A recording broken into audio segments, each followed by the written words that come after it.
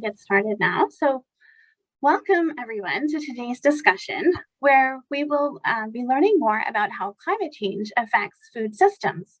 We're very excited to be hosting this event today and hope that this can be a space for learning and reflection as we chat about some of the questions that have been on the minds of our audiences. My name is Melanie Sanderson, and I'm the Director of Programs and Services at the Ontario Public Health Association. Before we get underway, I would like to take a moment to acknowledge the land on which we are working from and the traditional people of this land, the Anishinaabe, the Haudenosaunee, the Wendat, and the Mississaugas of the New Credit First Nation. We recognize that Indigenous practices of health and well-being have been in place on this territory for thousands of years and are maintained to this day. As settlers, we are grateful to be gathering here today and recognize the colonial legacies, historical and ongoing, that have led to this opportunity. Before we begin, recognizing that some may be joining an OPHA Nutrition Connections webinar for the first time, I would like to share quickly just a little bit about who we are. We are a nonpartisan, nonprofit organization that works to strengthen the impact of those who are active in public and community health. You may have also noticed our Nutrition Connections logo as you joined today's webinar. OPHA is a proud host of Nutrition Connections as one of the key programs of OPHA. At this time, I'd like to go through some brief housekeeping items. I'd like to remind you of the different buttons along the bottom of your screen. If you do have a question for any of the panelists, please be sure to submit your questions through the Q&A box. We were really encouraged by the number of advanced questions that were submitted. So we will be going through a lot of these questions today, and we will also be trying to incorporate some live questions as they come through as well. If you have a technology question during the presentation, the best place to put that question is in the chat box so that we can attend to it and answer your question there. I'm now happy to introduce our four panelists who have kindly made time to be with us today: Hannah Tate Newfield, Annika Hobson, Renita Lamb, and Helen Doyle. You may have seen their impressive bios when you signed up for today's webinar, but for today, I'll just share a brief introduction. Hannah is an assistant professor in the School of Public Health Sciences at the University of Waterloo and holds a Canada Research Chair in Indigenous Health, Wellbeing, Food Environments. Annika worked as a public health dietitian for 5 years in Kingston, and in 2022 started her own private practice as the Kiwi RD. She is also a co-author of the Board of Health report, Diets for a Cool Planet, Healthy, Sustainable Diets for Toronto. Renita is a private practice dietitian in Toronto and enjoys helping clients with climate-friendly food choices. Helen Doyle chairs OPHA's Environmental Health Work Group and is on the board of directors for the Windfall Ecology Center. Helen previously worked at York Region Public Health until her recent retirement in 2018. Welcome everyone, and thank you for being part of our discussion today. So to get the discussion going, I'd like to start with a question about the benefits that can result from climate action. I'm going to start by passing this question over to you, Helen. Could you comment for us on what are some of the health co-benefits of climate action? Sure. Thanks, Melanie, and happy to be here with the other panelists. So when we think of climate action, we think of climate mitigation, reducing greenhouse gases, but also adaptation. And we think of co-benefits, any measure that might be put in place to, say, reduce greenhouse gas emissions, like climate action, could have multiple benefits. So the obvious one, I think, to probably the listeners today, would be the diet-based benefit. So if we're able to reduce greenhouse gas emissions from food systems, perhaps by choosing more plant-friendly and plant-based diets, that's an opportunity to increase health by better diets, more fruits and vegetables in our diets. But a couple of other examples, if I could just quickly mention, when I think about sustainable agriculture and sustainable food production, That can also reduce greenhouse gases. So, for example, things like no-till sustainable practices, using less fertilizers. When we think that of agriculture in Canada is responsible, I think, for 8 to 10% of all greenhouse gases in Canada. And that the amount of greenhouse gases from agriculture has increased, I think, about 20% in the last 30 years. And fertilizers are responsible for about 70% of the agricultural emissions. So if we can reduce fertilizer use, inorganic fertilizers, that's a way that we can reduce greenhouse gases, but there's also so many health benefits. And so my background is public health inspection, and public health inspectors follow up on foodborne illness. If we're able to have more sustainable food practices with less pesticides, less stormwater runoff, less likelihood of having pesticides in food as a food residue, less likely to have foodborne illness from microbiological contamination if we have more sustainable food practices. And finally, just one last example I will give. We think about local food production. If we're able to reduce the amount of travel of food, provided that the local food production is a lower energy emitting food production. So they say greenhouses, for example, if they're heated by renewable energy sources, and we're able to reduce the greenhouse gases from transportation, we're also able to reduce air pollutants, because it's the same emissions that contribute to climate change that are contributing to local air quality.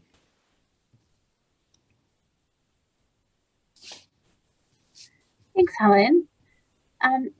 And so I wonder if, as a follow-up, are there any aspects in terms of what these benefits look like that you could comment on as well, pertaining to the aspects of food systems or food security? And thank you for also touching on the ideas of food safety. Sorry, Melanie, could you ask the question again? Oh, just as a follow-up, you touched on some food safety there, and if there are any other aspects around food security that you would like to make linkages to as well in terms of those co-benefits. Well, sure. So if we're able to reduce our greenhouse gases, so that's the health benefit, if we're able to provide more sustainable food options. But I would think maybe not necessarily, of course, it's a co-benefit, but I think of the way that we need to adapt to climate change.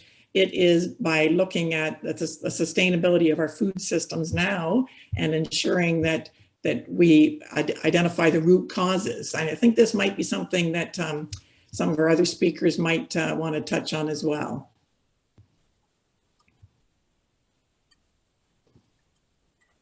Great. Thank you, Helen.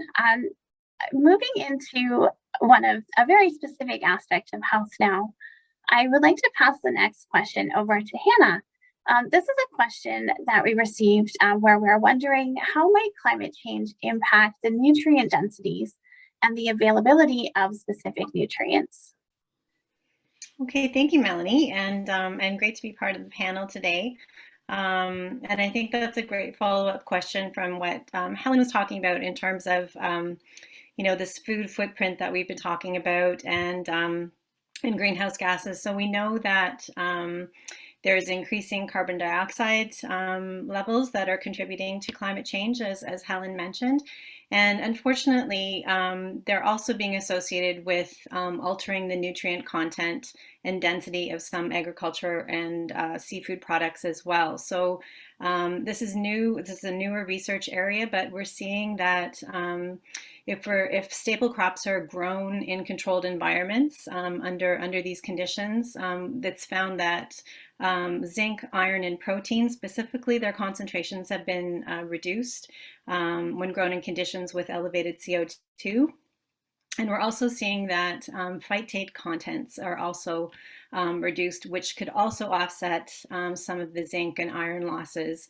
As I'm sure everyone on this call knows, phytate typically reduces micronutrient bioavailability. So there's those issues as well. So So with these changes that we're seeing, if they're applied to contemporary diets globally, it's projected that potentially hundreds of millions of people could be placed at even more increased risk of zinc, iron, and/or protein deficiencies, which are already a concern in global settings.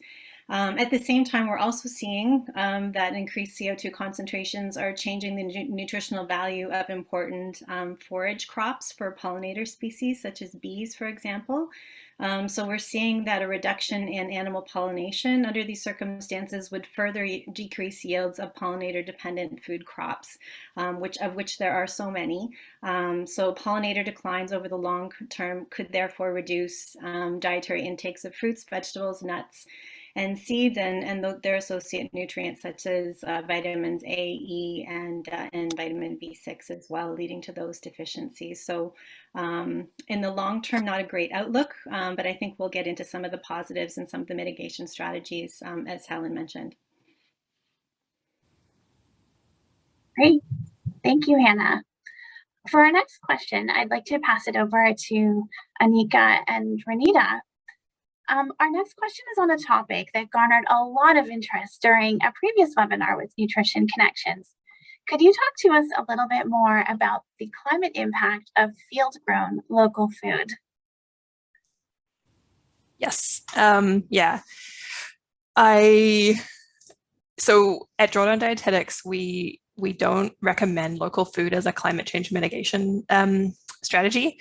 So I'm sorry, I don't know, hopefully this isn't too controversial, but so yeah, we got a lot of questions after our first webinar with Nutrition Connections, where we talked about our rationale for not supporting local food in mitigating climate change. So we're working on a set of resources that describes the evidence on local versus global food systems. So just stay tuned for those. But on this specific question, I just wanted to make a couple of points. So we're definitely not saying that it's a bad thing to support locally grown food. There might be other benefits. So things like community building, agricultural learning that we don't want to discourage. We just need to make sure people realize that it's not going to reduce their carbon footprint. And especially that governments know that it's not an effective strategy for climate change mitigation when you look at a life cycle assessment. So the other thing I wanted to mention is that I touched on this on the webinar, but the key thing to know about emissions from a food's life cycle is that the vast majority, around 85%, come from the production stage on the farm. So as Helen mentioned, the fertilizer is super important for emissions. So this means that the environmental conditions that the food grows in are really important. So when foods are grown in ecologically optimal locations, very few inputs are needed to grow the food. So in our previous webinar, I talked about heated greenhouses in Canada. So Canada's cold, heated greenhouses take up a lot of energy. That's bad for climate change. But when we look at field-grown foods, it's still not really better in a lot of cases to buy local. Like it's just that when you look at the emissions over the food's life cycle, it's just not a strategic place to act. And it's sometimes still worse to grow the food in Canada. So one example is nitrogen fertilizer. So when more fertilizer is needed, more nitrogen dioxide is released, and nitrogen dioxide is a really potent greenhouse gas. And so if conditions are less favorable in Canada for growing certain foods, more inputs like fertilizer are needed. So that's one impact on, if you think about a field-grown food in Canada, it still might need quite a bit more fertilizer than if it's grown in a place that optimally grows that food. So tomatoes, for example. Another way to think about ecologically optimal conditions for growing are space and time. So the amount of land used in any growing operation is important because when the farmed area is smaller, the rest of that land can be rewilded or reforested. So that supports biodiversity and everything. When more land is needed because the conditions aren't as good, we might have more farmed land and less wild or forested land. And then that can be bad for climate change because forests are carbon sinks, but it can also be bad for things like biodiversity. And then time is really interesting too. So when food is grown in favorable conditions, it can be grown and harvested really quickly. So it's really efficient, more food can be produced overall. When it's less favorable, which sometimes in Canada for some foods is the case, whatever's being grown needs more time to grow, more inputs like fertilizer, and at the end of the day, you get less food and more emissions out of the whole process. So I'm not saying this is not a black and white statement. I'm not saying this is always the case. It's just to give you a picture to explain why sometimes even field grown local produce might not be more climate friendly, or might be about equivalent to produce that's grown in ecologically optimal places in the world and then shipped. There are some areas in Canada where efficient conditions are there, but it needs to be food that grows well there. So like it's adapted to that environment. So for example, in Canada, we grow lots of wheat, lots of lentils, maple syrup, things like that. We do have good growing conditions for those foods, but yeah, even when Canada has good growing conditions, it's still really important to remember that food miles has a really small portion of the emissions over its life cycle. So for animal products, for example, the transportation emissions are sometimes as low as 1% of the total emissions of that food. I really recommend a recent review article if you're interested in this. It was done for the European Commission. It's called The Sustainability of Local Food, a Review for Policymakers. It was published last year. It's really, really broadly encompassing of all the evidence around food miles and local food. It looks at sustainability, but also food security.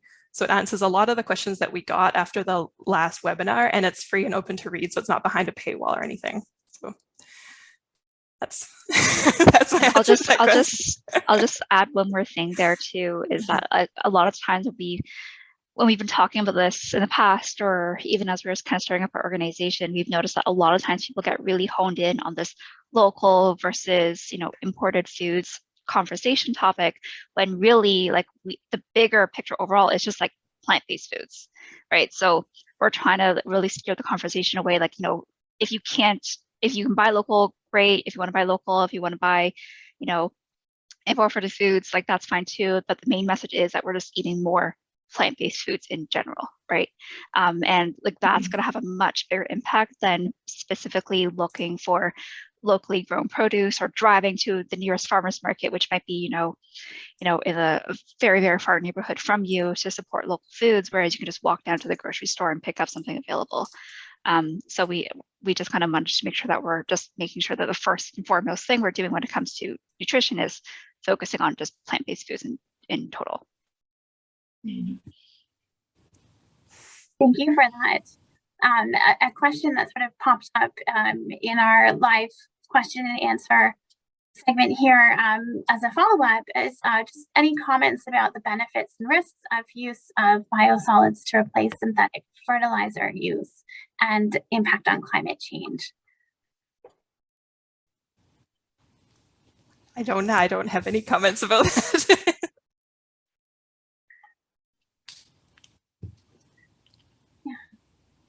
And then another question that we have around that as a bit of a follow-up is just around the use of what about field-grown organic food? Are there any comments, maybe Anika or Renita, just following up on that? Hannah might actually be a better person to chat about that. But Anika, if you had anything, I was just going to quickly say, I know a lot of the times as a dietitian, when we're talking about organic versus conventionally grown foods, just because something is grown not on a non-organic farm, because there's also things with certification and things that can be quite costly. A lot of local farms in Canada, they might actually use organic farming practices, like no tilling. They might do layering and all those kinds of things, and it still might be great for the environment and sustainability. It's just not organic, and especially because we don't have the giant farms that America does, right? It's really difficult, from what I've read so far, to kind of compare that in Canada. But Hannah, if you've got anything else to add. Yeah, I mean, I don't think that there have been a lot of studies that have looked at that particularly. I think there's the general idea. I mean, there's so many things to weigh in this conversation, and I appreciate you sharing that article, Anika, because that sounds really interesting. Because I think that there is this perception when we're thinking about reducing carbon footprints, reducing our food footprint, if it's something that didn't come to us on a train or on a truck or things like that, that it's going to be better overall for climate. But I think it's it's definitely not as simple as that. But I think that in terms of people taking on organic farming practices, and maybe this leads into a different conversation, but the idea of growing things organically, the idea of growing things yourself, joining cooperatives, supporting community shared agriculture, those kinds of things. I think those are very positive practices in terms of reducing carbon footprint, and also just creating community, and also reducing food insecurity. I think we've kind of touched on that a little bit as well, but I think that accessing food locally, growing food locally is really kind of an adaptation measure for individuals as well as communities, to protect against rising food costs that are also associated with climate change. Thanks, Hannah. And just following up on that, you sort of touched on another question that came in as well, just around the influence of urban gardening and new techniques such as hydroponics. And could you elaborate a little bit more on how these might have an impact? Yeah, I mean, I'm drawing, just from some of my own experiences and some of the research that I do. So I work with a local, within the Kitchener-Waterloo Guelph area, a local urban Indigenous gardening cooperative that has a series of land bases across this region, where they're growing local food and contributing to the food economy within the urban Indigenous community in this area. And so I see that, we see that as kind of using some of these spaces that, individuals or organizations or even municipalities, sites that the land isn't being used, or it's being left, or it's not in good condition. I think that's another big part of, growing things locally and supporting each other, supporting community in doing some of this work. And there's a group that we worked with as well, called New Leaf Farms, that are based out of Cambridge, Ontario. And they're a hydroponics group that was initially started just in a strip mall in Cambridge, actually. They call themselves a farm, but they were actually located in a strip mall in Cambridge, and we're growing things that, we're not able to access locally throughout the growing season, like in the wintertime, growing basil and lettuce and things like that. They tried also having fish associated with those hydroponic systems. So really innovative, really interesting ways of mitigating some of these responses, really creative adaptation measures, I think, in these circumstances. And they've taken it upon themselves now to educate other groups that are interested in utilizing some of these methods, because they're really complex, I think, to jump into things like that. And also just, not everybody has access to those kinds of supports, also land base to grow things locally in urban centers. But I think in terms of adaptation measures, I think we're going to be seeing this more and more, especially, as I mentioned before, as ways of combating food security. And in the case of some of the local work that we do too, we think more in terms of food sovereignty as well. Thank you. For the next question, I'd like to just sort of come back to maybe a broader topic, and maybe I'll pass this over to Helen to comment on how do you see food justice fitting in with climate action? Thanks, Melanie. Interesting discussion. If I could just go back a step to the local food one, I find that very interesting too. There's lots of research in this area, but I definitely agree we need to talk about a little bit more and get a better handle on it. But I want to just make a point, in case I don't get a chance to mention this later, about imported food. So right now, I think 30% of our retail food is imported, and we are seeing more foodborne illness on fresh produce. And as we see climatic changes happening in Canada and elsewhere around the world, we really do have to step up our surveillance of the food that is being imported. So as we see more extreme weather events, say more contaminated water that might be used to irrigate some of those crops, like we're seeing a big increase of E. coli and other contaminants in things like lettuce. So I think that's another argument for looking at our food systems in Canada and maybe how we can better ensure that we have a local supply. To move on to the climate justice issue that you mentioned, and I think Hannah touched on this, the food sovereignty. So just like with most other issues that we talk about around equity with food security and food systems, those that maybe were those that have been the least contributing to the impacts of climate change are the ones that are going to be disproportionately impacted by it. And so all the work that's happening in the north, that some of that Hannah has been part of as well. When you look at things in the north where traditionally they were able to rely on the land and the food systems there, they're less able to do that now because of colonialism for one very important reason that's continuing, not able to access the food that they traditionally did in the past. And then because of climate change, it's less available. So less permafrost, less able to maybe the different types of habitat that's available for that food, also more dangerous to be able to access that food. And then as Hannah talked about, the nutritional value of food as well. And even things like more likelihood of having foodborne illness, traditionally being able to use ice as storage for your food with increasing temperatures in the north. And we know that the north is increasing at a much higher rate than other parts of the world and other parts of Canada too. With increasing temperatures, they won't be able to, in the north, be able to use those same traditional practices to store their food and to prepare their food. And we also know when we think about health and other issues around inequities, those that are already marginalized and experiencing inequities, more likely to be suffering from other chronic disease conditions that are going to put them at greater risk from food insecurity and from foodborne illness. So we know many foodborne illnesses, the risk factors are having another chronic condition. So I think those maybe are just some of the points that I would raise about climate justice. Thank you, Helen. I'll also open it up if there are any other speakers that would like to add or build on those ideas.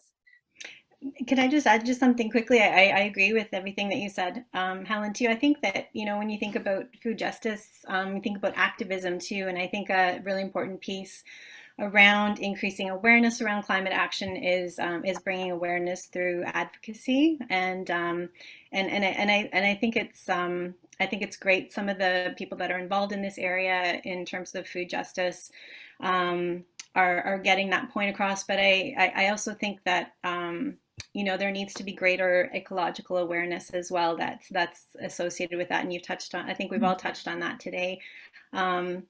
Because this isn't new, it's not a new message. For those of you, maybe Helen and I on the call, we're a little bit older, so we may be more familiar with the 1971 best-selling book, Diet for a Small Planet. That's been out for a long, long time with some of these very similar messages. And I think just, continuing to get those messages across and what is continuing to contribute to food scarcity and how we make things more equitable. Thank you, Hannah. I'm just going to take a question now that's come in through the chat box. This question asks, we are seeing examples where reliance on external food supplies, for example, wheat from Ukraine, can leave Canada vulnerable to world events and pricing. Can the authors comment more on food sovereignty and how this fits into the picture?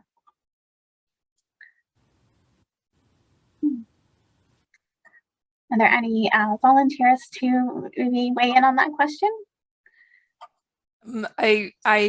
So that article, I posted the link, their big review article on local or short supply chains, I think they call them.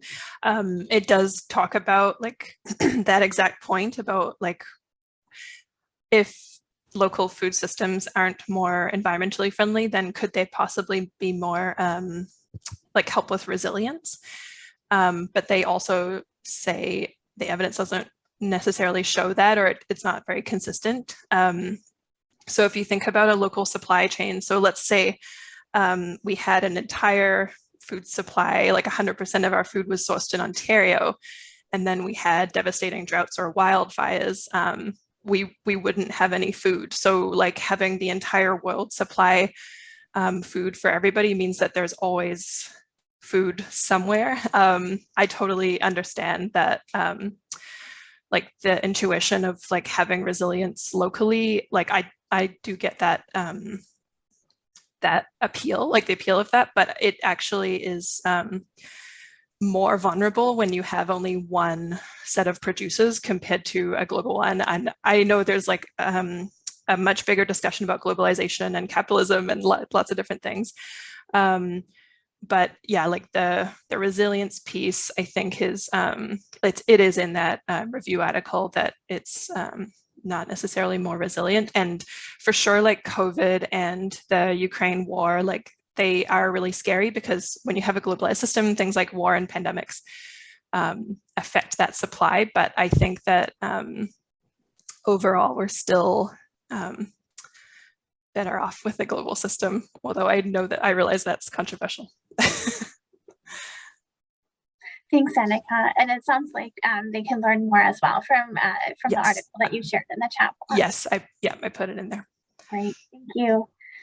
Switching gears a little bit, a number of the questions that we received asked about the role of health professionals in this broader conversation. And so moving in this direction, I'd like to pass a question on to Helen.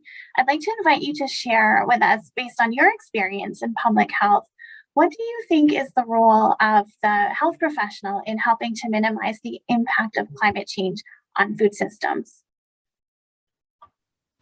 Thanks, Melanie. So maybe I'll just start by saying the role I feel of health professionals in climate change in general. So, but it's all connected. And I think we never do this alone. Everything we do is in collaboration with our partners. But if I touched on for Ontario, anyway, the Ontario Public Health Standards, which is the mandate for all health units in Ontario, one of the mandates is that health units are to conduct a climate change and health vulnerability and an adaptation assessment for their local health unit region. So that encompasses looking at what are the climate risks in the community, what are the future projections of climate drivers, what are the future health-related climate impacts, and what are the characteristics of the population. So are there vulnerable population groups that are more vulnerable to different climate impacts? So if it is food insecurity, is it an aging population? Is it a low-income population where they would be more impacted by food insecurity? So these climate change and health vulnerability assessments is an opportunity for public health to work with other partners in their jurisdiction. So when I was at York Region Public Health, we started the climate change and vulnerability health assessment there. It's been completed now. It was our team in environmental health team that started it, and we worked with other teams within public health. So public health nutritionists, the safe water team, the food safety team, but we also worked across the region. So our social services department, land use planning, forestry, to identify the linkages between activities that were happening across the region and how we could identify climate risks to health and then look at adaptive capacity of our community and then ways to put in an adaptation plan.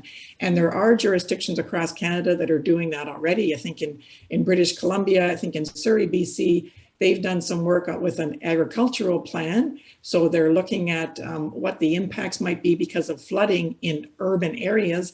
And they're proposing to allow, through land use planning and the built environment, allowing more urban farming within the urban areas, but they're considering that a climate adaptation measure, but also looking at ways to partner with various community groups and maybe also more to address it from an equity perspective as well. But some of the other roles of public health and health professionals in health promotion. So I work in environmental health. So making the connection and making people more aware. So it was discussed promoting more plant-based diets because it's a climate-friendly diet, but also promoting awareness about the risks of climate change to food systems, food safety, and food security. So we know that because of climate change, so already in Canada, there's about 4 million foodborne illness events every year. And that's a very low estimate because most of them aren't reported. But we also know because of climate change, we could see that increasing because of more extreme weather events, longer summer seasons, changes in people's behavior, maybe more barbecues, more picnics.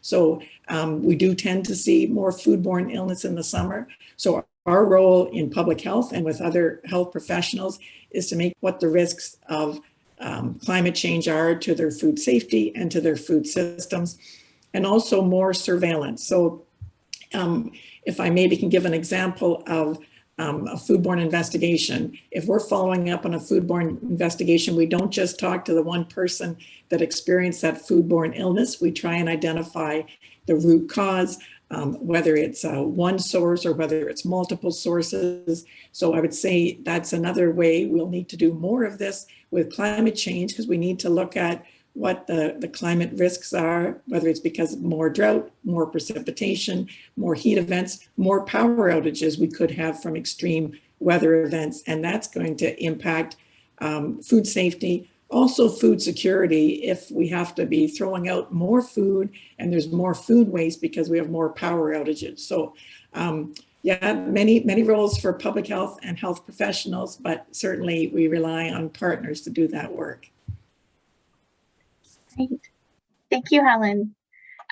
Expanding on this idea of what the different roles that professionals can have, maybe I'll turn this question over to Renita to chat a little bit about the role of dietitians.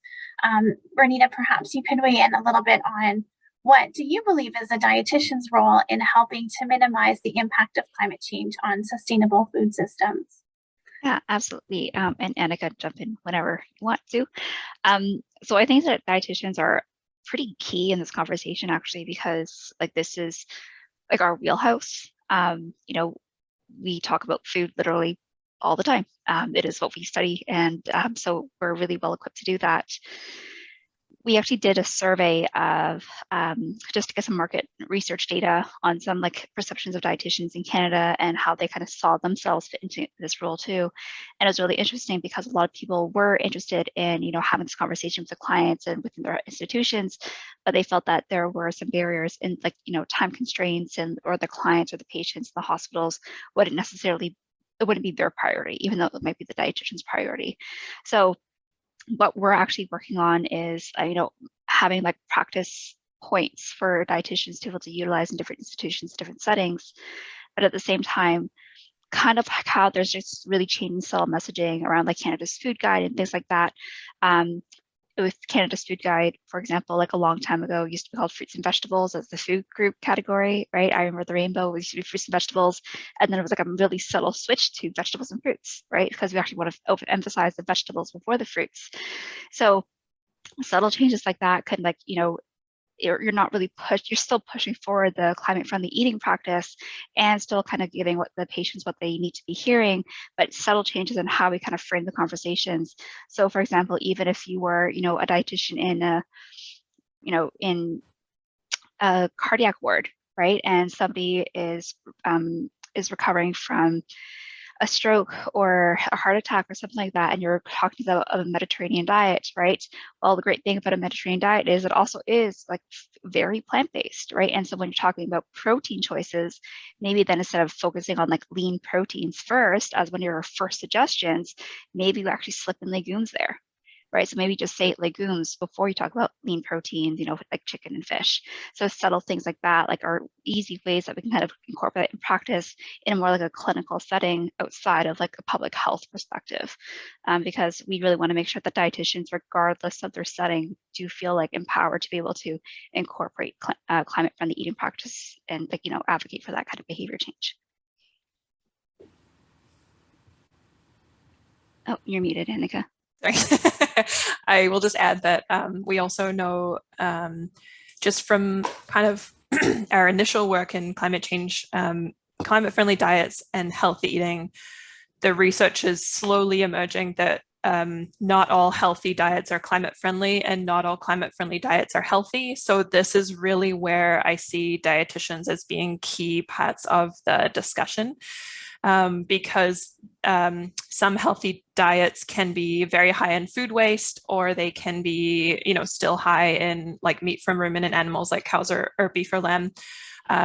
They might be healthy, but they're not climate friendly. So yeah, this is where I see dietitians really key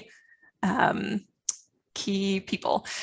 We also know that like some people will go vegan and then that won't work, or they'll have an eating disorder, or there's some other factor that is not healthy. So then, yeah, dietitians again, I think are really that's like our role. I think just in general, another really important role for dietitians, especially in public health, is to simply represent and advocate for the huge potential of food and dietary shifts in mitigating climate change. So because at the moment, food is still like such an underrepresented sector within climate change. So like most politicians will focus on energy, which is, a really big and important sector, but food is often kind of sidelined or totally ignored. And so I think that dietitians, like when we can be clear about food solutions to climate change, we can really leverage our understanding of nutrition and human health and show the public how to make changes that could benefit their health in alignment with climate change. So like Helen said, those co-benefits are so important because when we promote actions that will benefit the environment only, those are there's a big missed opportunity of saying, and by the way, it will also benefit your health. I think that for the average person, that's much more likely to win them over. So the example that I like to think about is choosing electric stoves instead of natural gas, because that is a reduction in emissions for climate change, but it also means like cleaner air quality in your kitchen. So like, I think that like, at least for me, I would say, oh, well, like I'll do it, right away. Or, as soon as I need a new oven, I'll get an electric one. I don't want to be, have bad air quality in my kitchen because I spend a lot of time there. So I think that those co-benefits really could be leveraged much more. I think public health does do it in a lot of topics like active transportation. So we say, you can benefit climate change and you can improve your health. But I think that we could really be creative and look more broadly at nutrition, at even food waste. You could reduce your spending on food, but also, less methane from food waste emissions. So yeah, those are just my thoughts about public health and climate change. I do think it's really important. So I know that health units in Ontario might be doing some operational planning, maybe now, or they have recently, or they're planning to do it soon. And I do think that climate change really needs to be in those operational plans. And I think that, like I know right now in Kingston at our public health unit, it's a health promoter in the kind of the climate change role.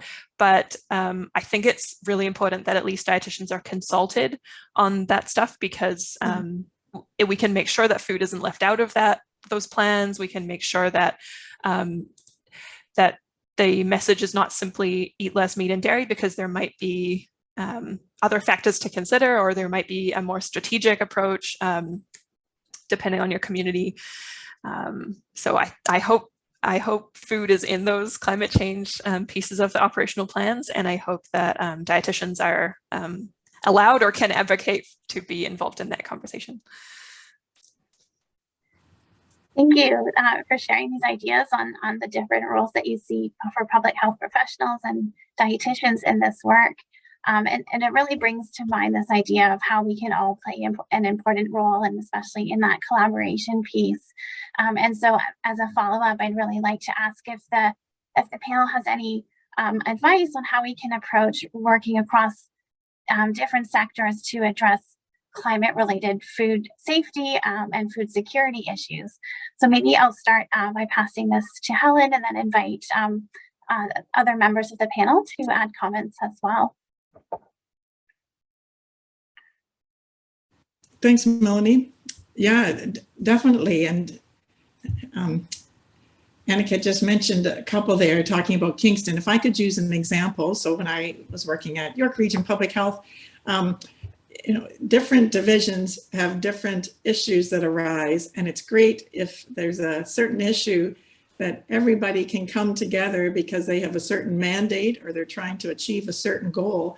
but if you work collaboratively, that collective impact, you're all kind of working towards the same goal. So if I can try and explain it a little bit more clearly, the issue in York Region at the time, one of the issues that we were looking at, or it was started with our Environmental Service Department, looking at food waste. So looking at ways to reduce food waste, because that obviously was a cost to the municipality. We were involved, and I worked as the manager of environmental health because I was leading the Clean Air and Climate Change Plan at the time. So we were quite interested in food waste and at waste in general and how that contributes to greenhouse gas emissions, whether it's methane or even the transport of garbage. And we were also interested in our health protection division in food safety, ensuring that if we were going to try and reduce food waste by recovering food, that we were ensuring that it was safe food. Our nutrition department obviously was very interested in ensuring that this wasn't going to increase food insecurity, and it was not going to be seen as a solution to food insecurity. So it was a great collaboration, and we came up with a great product that talked about things from how we can reduce our carbon footprint from food systems, also how, better planning when we're grocery shopping, thinking about things before we're throwing them in the garbage or before we're making purchases, I guess. But it's just one example of, it was a win-win for each of our teams, because we all did want to see a reduction in food waste. We wanted to see more healthy, sustainable, environmentally friendly food systems. Thanks, Helen. I'm wondering if anyone else would like to weigh in on that question as well.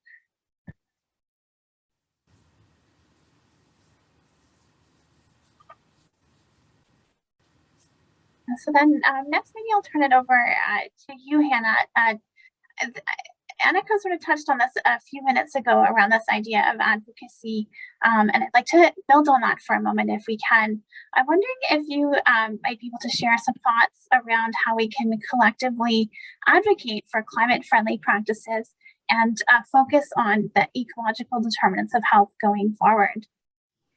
I think this is all just a very, very interesting conversation, and I was just thinking about your earlier question too, Melanie, about working across sectors and as health professionals as well. I think that when we think about advocacy work and we think about work as dietitians and nutrition professionals, I think the word ecology, I think sometimes seems kind of maybe outside, maybe not so much for the environmental health work that you've been involved with, Helen, but I think when we think about ecology, when we think about environments, I think the work that's done as health professionals and working with people, I think we need to also think about our social environments, and we've touched on some of this as well already as part of the panel today, because I think that there's a lot more work that can be done in that area. So this becomes less of an individual decision in terms of the choices that we're making, in terms of foods that we're choosing in the supermarket, or foods that we're choosing. I think I saw in the chat somebody talking about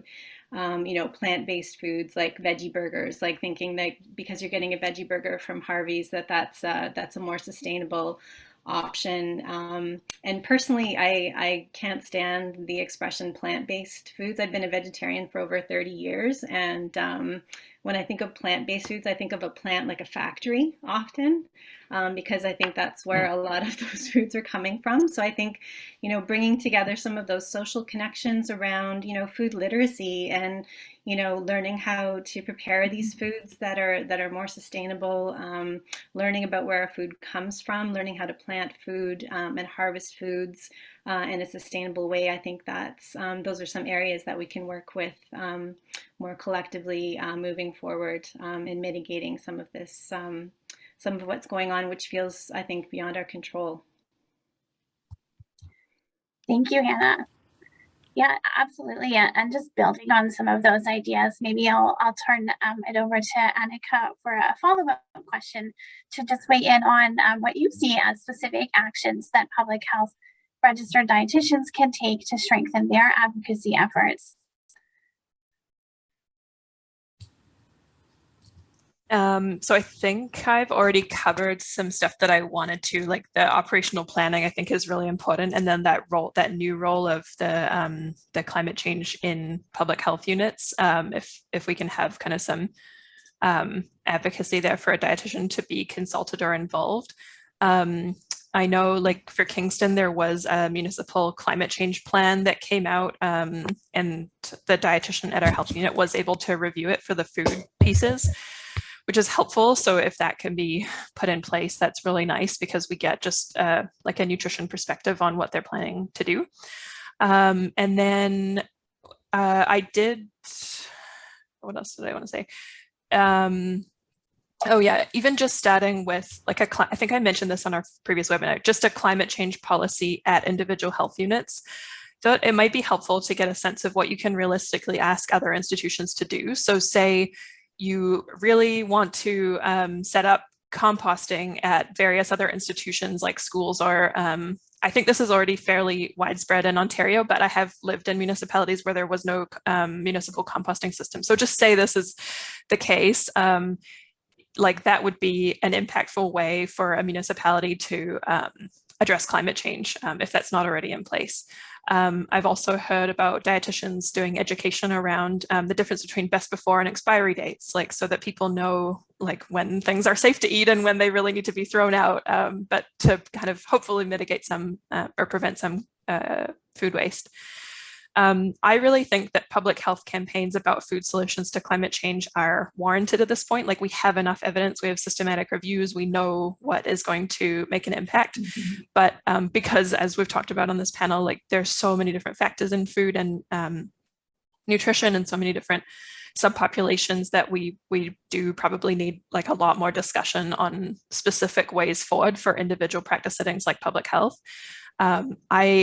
I think probably ODPH is eager to get a working group going. I'm sure there's some excellent work already going on, but we do really exist at Drawdown Dietetics to like provide practice points to advocate for dietitians. So I wanted to say, like, if having some advocacy messaging and some rationale for including a dietitian in a climate change plan or a climate change policy at a public health unit, like if that's helpful, then we can definitely look at like specifics. What would you recommend for a municipal climate change policy?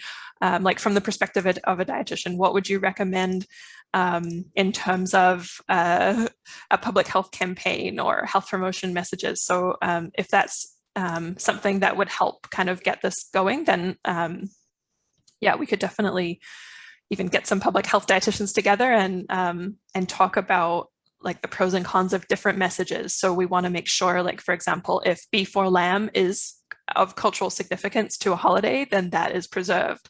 So we could kind of come up with some culturally appropriate, healthy ways to do climate-friendly practice in public health. Thank you, Annika. And I guess just building on that, and we have just a short amount of time left, but maybe I'll open this up to anyone on the panel that would like to weigh in just around what are any other key messages that you feel should be promoted as we do advocacy in these different areas. Maybe if I'll just make a quick comment, Melanie, and a way to collaborate across sectors, not just the health sector. If I can use the example, Melanie, our example in OPHA of our Make It Better campaign. So it's a health-focused climate communication campaign. And one of the reasons why I think a campaign like that was successful is because we didn't do it on our own. We collaborated with environmental organizations, healthcare, public health organizations, looking at the equity issue. Food systems, food safety, and food security can also be incorporated into a campaign like Make It Better. So, and often in these cases, we aren't always the ones that reach out to our partners. Our partners come to us because they see the public health voice as being a very strong voice. And when we talk about the ecological determinants of health that were mentioned as well, there seems to be a good understanding about what the social determinants of health are in public health. But the ecological determinants of health, like Hannah mentioned, maybe it's not a well understood term in the general population, but it really is just talking about how we rely on nature. Like the ecosystem services include provisioning services, which is providing food and safe water. So there's no way we can survive without those healthy planetary systems. So I guess maybe just to use examples that already exist and maybe expand those networks that already exist, because that seems to be where we find the connections and start coming up with additional ideas. And maybe, Annika, to respond to your comment too, York Region Public Health released their climate change and health vulnerability assessment, and definitely the nutrition division, public health dietitians were prominent in helping develop that. So maybe we could share that link with the group after the webinar. Thanks. Thanks, Helen. Hannah or Renita, we have just one brief moment left. Is there anything that you would like to add as well? Maybe I'll just say really quickly, I think that, you know, obviously, I think everybody on the panel and who's involved today is interested in the area of food. And I think that it's a really important area when it comes to climate change. I think Renita was saying before that, you know, there's this energy focus, but you know, that's, you know, so much more prevalent in government and beyond in international sectors. But I think, you know, there's really the food, land, water nexus that I think we have to think more closely about going forward in terms of thinking about, I mean, food is a form of energy as well, and all of these things affect each of us. And I think that there's lots more good work to be done. Thank you, Hannah. Yeah, and absolutely. I think climate change is one of those things where we can't operate in silos, right? Like we do have to work collaboratively, and at the same time, like we do have to also recognize one thing that Annika and I talk often about is that we don't want this to be a fad diet, right? There actually are studies that show that when people transition towards like, you know, plant-based diets, or if you don't like the term plant-based, you know, like vegetarian or vegan diets or whatever you want to call it, flexitarian, you know, sometimes it is a kind of a fad, right? People do it for, you know, a couple of months and then they stop because it's a complete 180 change from what they kind of know. And we also know, and I see this in my practice too, that people with the best intentions, they try to eat really well, and then all of a sudden, because they're not knowledgeable, they just kind of read, okay, cut out red meats, cut out dairy, and then like, you know, they're something fatigued all the time, you know, their hair is falling out, they're not feeling well, and they don't know what's happening, or, you know, they go out and buy a bunch of veggies, but they don't know what to do with it. And then it all ends up going bad, and they're actually making more climate change emissions because now there's food waste, and maybe there's no composting system in their building, and so they have to throw it in the garbage. So we want to make sure that, you know, when we're talking about these things, that it is like a, you know, a multifaceted approach too, but also making sure that we're making things realistic for individuals, while at the same time also focusing on the greater picture. Thank you. It looks like we're just about out of time, so I'd like to jump in and just convey a really big thank you to all of our speakers, Helen, Hannah, Annika, and Renita. We're so grateful for your time and all of the insight that you've shared with us today. For all who joined on the call, I just wanted to give you a quick heads up that you will be all invited to share your feedback on today's session. We'll be sending out a post-webinar survey in an email, and your responses to the survey are always anonymous and very helpful to us in our efforts to continually improve our programming. I just wanted to say thank you again to everyone for joining this conversation around climate change and food systems. And we really hope that this has been a helpful precursor to an action-inspired Earth Day and to hopefully many more conversations about these important topics. I wish you a wonderful rest of your day, and we look forward to seeing you again next time.